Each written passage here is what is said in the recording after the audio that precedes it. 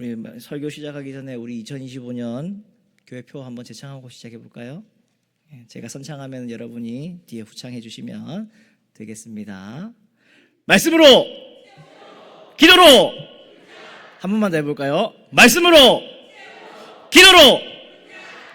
말씀으로 채워지고 기도로 모든 문제들이 뚫려지는 2025년 될 수 있기를 주님의 이름으로 축원합니다.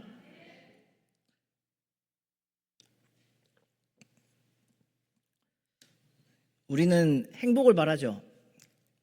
여러분 행복하기를 원하시죠? 행복해지고 싶으시지 않으신가요? 별로 행복이란 것과는 관심 없다 이런 눈빛으로 보시는데, 이렇게 하면 제가 당황을 하면서 시작할 수밖에 없죠. 안 행복해지고 싶으세요? 불행했으면 좋겠다. 막 고난과 환난이 연속으로 다가오고 막 맨날 우는 삶을 살아갔으면 좋겠다. 그렇게 여러분 생각하시는 건가요? 저는 행복했으면 좋겠습니다. 저는 행복했으면 좋겠어요. 많은 사람들은 행복을 바랍니다. 원합니다.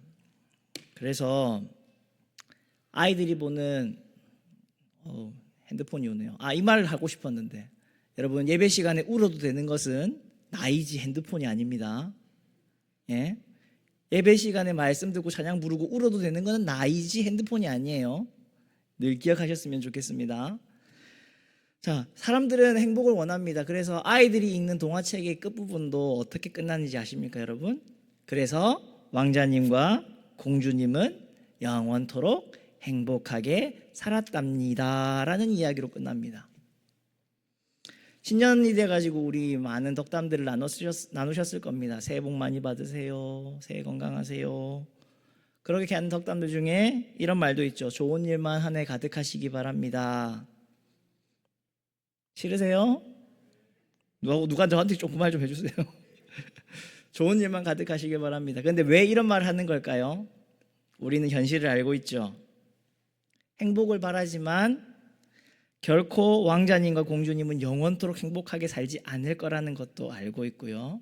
얼마 가지 않아서 머리채 잡고 부부싸움 할 거라는 것도 우린 잘 알고 있고요.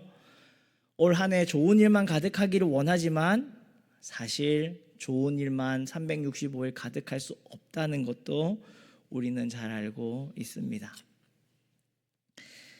오늘 우리는 시편 43편을 보게 됩니다.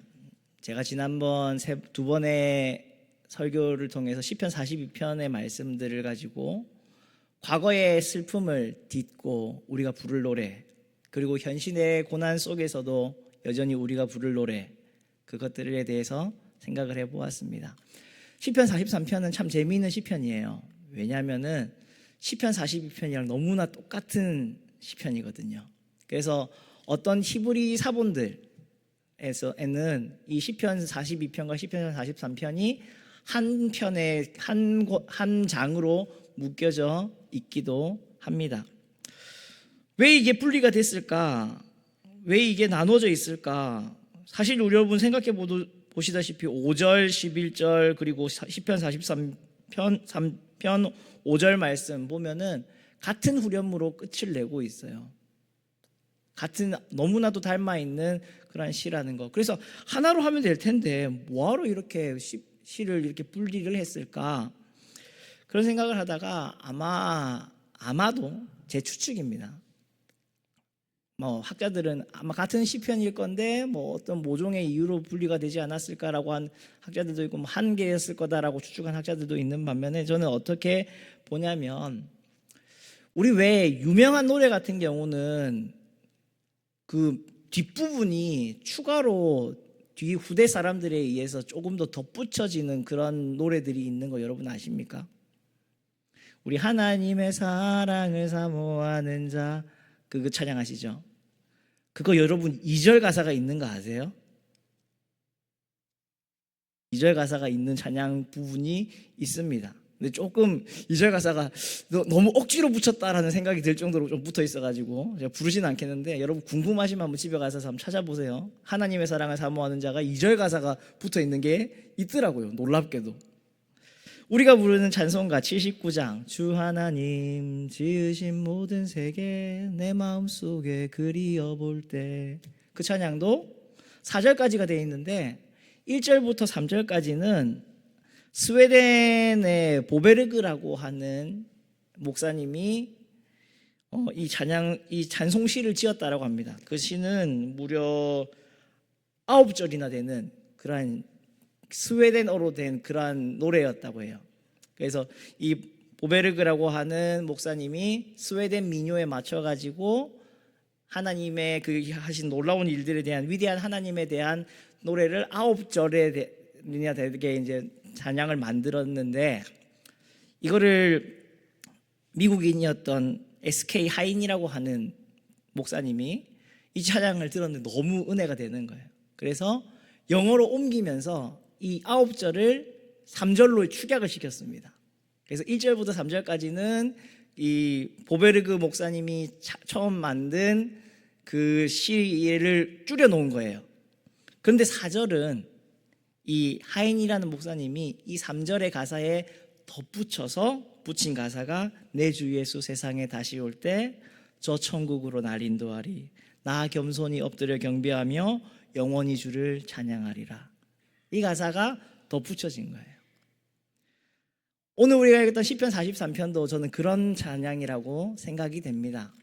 어느 누군가가 분명히 시편 42편도 고라자손의 마스길이라고 나오지만 어떤 시인이 누가 지었는지는 알 수 없는, 아무튼 고라자손에 의해서 만들어진 시일 것이다 라고 알려져 있는 시편이 42편의 시입니다. 그리고 그 찬양을, 그 시를, 찬송을 많이 부르던 후대의 어떤 사람이 이 찬양의 가사에 맞게 또 하나의 자신의 신앙 고백을 담아서 덧붙여진 노래가 아닐까, 저는 그렇게 생각을 해봅니다.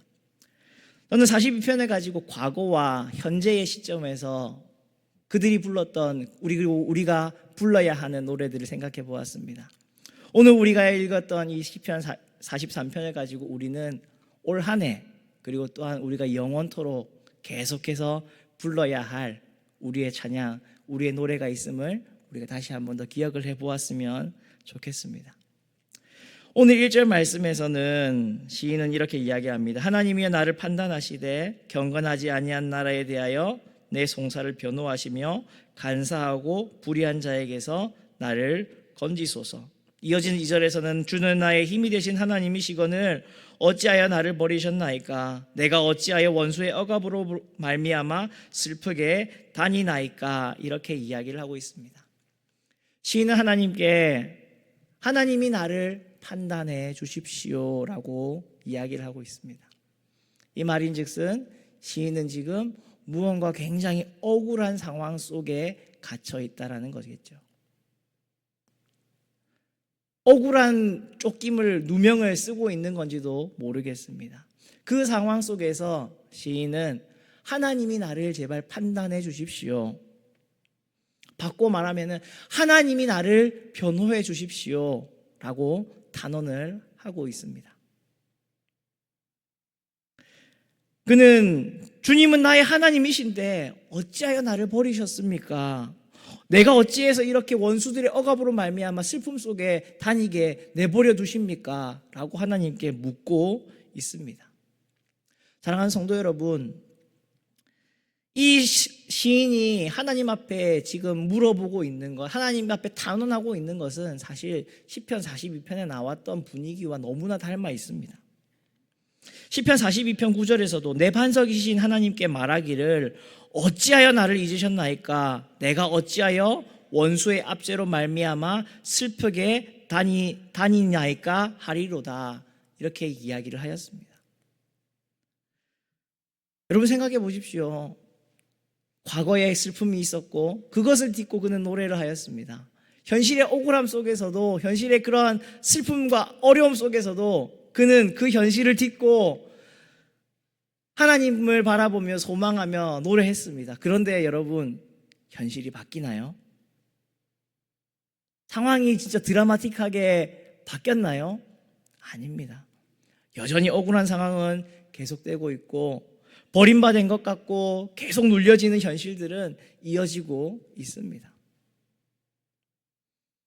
시편 42편 9절에서 말했던 그 말이 오늘 43편 2절의 말씀과 너무나 똑같이 닮아 있습니다. 그래서 우리는 우리의 삶을 돌아볼 때에 쳇바퀴를 돌리는 것 같은 삶이라고 우리는 생각하지 않습니까? 늘 매번 똑같은 것 같고 변화가 없는 것 같고 거기서 거긴 것 같은 우리의 삶, 슬픔과 근심과 걱정이 떠나질 않는 그러한 우리의 삶, 도무지 아무것도 변하는 것이 보이지 않아서 낙심만 가득한 우리의 현실들. 그런데 시인은 3절 이하에서 어떻게 이야기를 하고 있나요? 주의 빛과 주의 진리를 보내시어 나를 인도하시고 주의 거룩한 산과 주께서 계시는 곳에 이르게 하소서. 그런즉 내가 하나님의 제단에 나아가 나의 큰 기쁨의 하나님께 이르리이다. 하나님이여 나의 하나님이여 내가 수금으로 주를 찬양하리이다. 여러분, 분명히 2절까지의 말씀으로 끝나버렸다면 42편에 흐르고 있는 분위기와 같이 어둠과 절망이 더 크게 지배하고 있는 그 속에서 어떻게 해서든 하나님을 붙잡을 수밖에 없겠구나라고 몸부림치는 그러한 참 무거운 분위기로 끝나버릴 것 같았지만 시편 43편의 시인은 그 두 절의 앞에 1절과 2절에 있는 그러한 어두움과 답답함과 눈물을 떨쳐버리고 하나님께 간구하고 있습니다. 빛과 진리를 보내셔서 구원해 주십시오. 나를 인도해 주십시오. 나의 어둠을 밝혀 주십시오. 하나님께서 나의 진리가 되어 주십시오. 그래서 그런 기쁨을 주시는 하나님께 예배하는 삶을 살아가게 하여 주십시오. 이래서 42편과 43편이 다른 것 같아요. 42편에는 그 현실이 너무나 어두워서 너무나 힘들고 너무나 거대해서 거기에 쓸려 나갈 것 같고 삼켜질 것 같은 분위기였다면 이제 43편에서는 하나님이 보내주실 빛과 진리를 바라보면서 그것을 기대하면서 그것을 간구하면서 나는 하나님 앞에 찬양하겠습니다. 나는 하나님 앞에 예배하겠습니다. 나는 더 하나님께 가까이 가겠습니다. 이렇게 시인은 이야기를 하고 있습니다. 마치 세상 사람들에게는 이러한 우리의 모습이 정말 바보 같아 보일지도 모릅니다. 정신승리하는 것 같아 보일지도 모릅니다. 셀프로 가스라이팅을 하는 것 같아 보이는 그러한 모습일지도 모릅니다. 그렇지만 여러분, 믿음 생활이라고 한다는 것, 신앙생활이라고 한다는 것은 바로 이것 아니겠습니까? 잘 될 때 하나님 찬송하고 안 될 때 원망불평하는 것이 아니라 잘 될 때건 잘 되지 않을 때건 변함없이 하나님을 바라볼 수 있는 것, 오히려 어두운 상황과 슬픔의 상황 속에서 더 하나님을 바라보고 붙잡는 것, 이것이 신앙생활의 본질 아니겠습니까? 사랑하는 성도 여러분, 우리가 마주할, 우리가 살아내야 할 올 한 해 시인이 살아가는 것과 같은 이러한 환경 속에서 우리도 살아갈 겁니다. 억울한 일들도 있을 것이고요, 답답한 일도 분명히 생길 겁니다. 예상치 못한 고난도 다가오게 될 거고요, 억울하게 눈물을 흘려야만 하는 슬픔이 가득 차는 그러한 현실을 우리는 살아가게 될 겁니다. 여러분, 그 현실 속에서 오늘의 시인은 하나님 앞에 이렇게 노래했습니다. 내 영혼아, 내가 어찌하여 낙심하며 어찌하여 내 속에서 불안해하는가? 너는 하나님께 소망을 두라. 그가 나타나 도우심으로 말미암아 내 하나님을 여전히 찬송하리로다. 예, 그렇습니다. 우리는 과거에도 현재에도 그리고 장차 올 미래에도 우리의 찬양은 바뀔 수가 없습니다. 우리는 변하지 않고 하나님만 바라며 하나님만 찬송해야 합니다. 작심하고 있는 자기 영혼을 향해서 하나님을 바라보라고 그러면 하나님께서 찬송하게 될 그러한 현실을 주실 것이라고 힘주어서 시인은 이야기를 하고 있습니다. 하나님을 바라보게 될 때에요, 우리는 어두움 속에서도 암흑 속에서도 캄캄한 가운데에서도 슬픔 속에서도 풍랑 속에서도 찬양의 이유를 찾게 되고 찬양의 제목이 생겨나게 될 겁니다. 여러분, 하나님의 뜻을 따라 선교를 떠났던 바울을 기억해 보십시오. 분명히 하나님께서 환상을 주시고 선하신 인도하심을 따라서 비전을 따라서 사명을 따라서 빌립보에 도착을 했는데 거기서 기다리고 있던 것은 억울한 부당한 재판이었습니다. 수도 없이 맞고 감옥에 갇혔습니다. 그 가운데에 밤중에 깨어난 바울과 실라는 뭘 했죠? 찬양을 했습니다. 하나님을 바라보지 않았다면, 하나님께 소망을 두지 않았다면 바울은 일어나서 뭘 했을까요?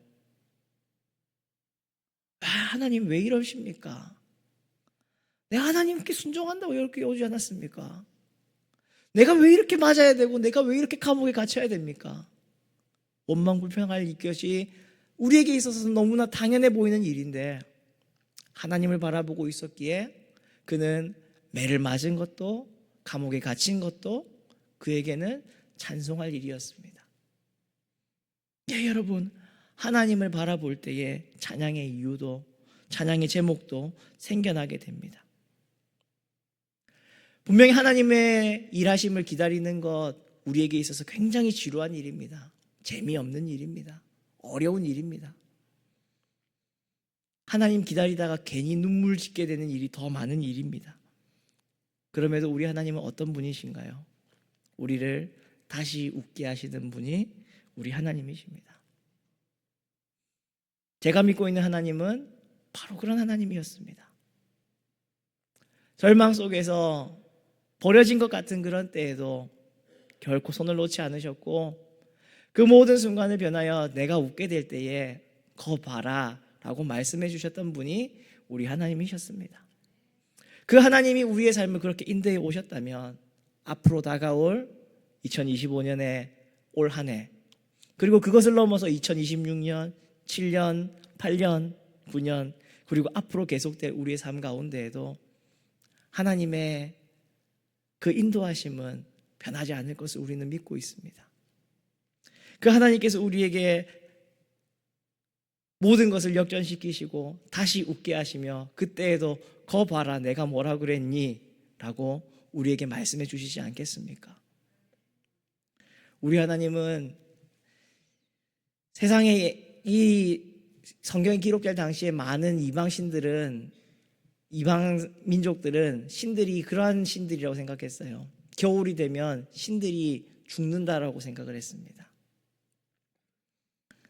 겨울에는 죽게 되고 봄이 오면 다시 신들이 살아나는 소생하게 되어서 생명력들이 이 땅에 피어나는 그러한 신이라고 다 생각을 했습니다. 그런데 우리 하나님은 그런 하나님이 아니시죠. 겨울 속에서도 우리와 함께 하시고 풍랑 가운데에서도 우리와 함께 하시고 폭풍 속에서도 우리와 함께 하시고 심지어 우리가 새벽 날개치며 저 바다 끝에 간다 하더라도 거기에서도 우리와 함께 하시는 분이 우리 하나님이십니다.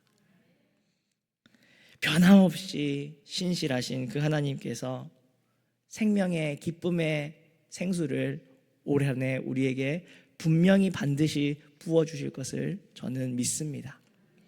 여러분에게 하나님께서 올 한 해 이러한 은혜와 축복을 내려주시기를 바랍니다. 잠잠히 하나님을 기다리며 바라보며 내 영혼아 내가 어찌하여 낙심하며 어찌하여 내 속에서 불안해하느냐? 너는 하나님께 소망을 두라. 그가 나타나 도우심으로 말미암아 내가 여전히 하나님을 찬송하리로다. 이것이 우리의 찬양이 되고 우리의 모든 상황 속에서 이 찬양을 올려드릴 수 있게 된다면 정말 하나님께서 우리에게 찾아오셔서 이렇게 이 찬양이 우리의 삶이 되게 되는 우리의 신앙의 고백이 되게 되는 우리의 간증이 되게 되는 그러한 멋진 한 해로 이끌어 가실 줄을 믿습니다. 부디 하나님의 이러한 은혜를 받는 우리 모든 성도님들 되셨으면 좋겠습니다. 말씀을 맺도록 하겠습니다. 우리는 행복을 평안을 꿈꾸지만 현실은 분명히 그러지 않습니다. 앞으로 다가올 날들은 동화 같은 그런 꿈만 같은 그런 날들이 아닐 것을 우리는 잘 알고 있기 때문에 여전한 현실의 고통 속에서 살아내야만 합니다. 풀 수 있는 문제보다 안고 가야 할 문제가 더 많은 우리의 인생임을 우리는 잘 알고 있습니다. 그러나 항상 하나님은 그 짐을 덜어주시고 풀어주시는 그러한 분이심을 우리는 경험해 왔고 그 믿음 가지고 지금 여기 이 자리에 하나님 앞에 서 있습니다. 올 한 해도 앞으로도 미지의 문제가 있겠지만 우리의 소망을 오직 하나님께 두고 여전히 이 찬양을 부르면서 갑시다. 어떤 찬양이라고요? 5절 말씀 마지막으로 우리 같이 읽어볼까요? 내 영혼아 내가 어찌하여 낙심하며 어찌하여 내 속에서 불안해하는가? 너는 하나님께 소망을 두라. 그가 나타나 도우심으로 말미암아 내 하나님을 여전히 찬송하리로다. 이 찬양으로 살아가시는 우리 모든 성도님들 되실 수 있길 주님의 이름으로 부탁을 드립니다. 우리 함께 이 찬양